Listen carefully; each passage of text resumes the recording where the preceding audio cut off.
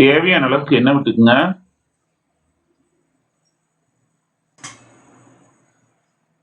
கடுகு போட்டுக்குங்க. கட் பண்ணி வச்ச வெங்காயம் 2 சேர்த்துக்குங்க. நல்லா வதக்கி விடுங்க.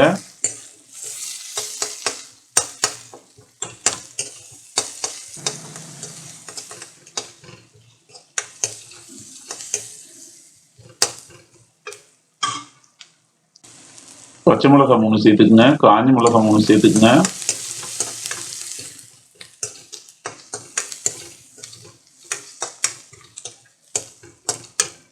கருவேப்பிலை சேர்த்துக்குங்க. நல்லா வதக்கி விடுங்க.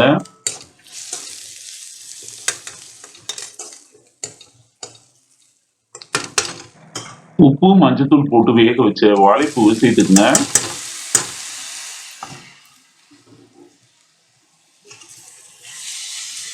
நல்லா வதக்கி விடுங்க.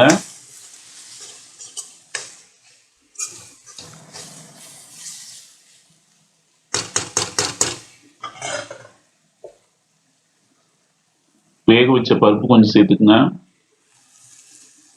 தேங்காய் பூ சேர்த்துக்குங்க. எல்லாத்தையும் நல்லா மிக்ஸ் பண்ணி விடுங்க.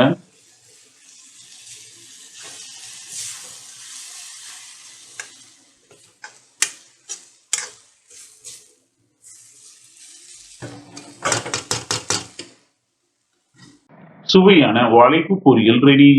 என் ரெசிபி உங்களுக்கு பிடிச்சிருந்தா சப்ஸ்கிரைப் பண்ணுங்க. என் ரெசிபியை மிஸ் பண்ணாம பார்க்க பெல் ஐக்கானை கிளிக் பண்ணுங்க.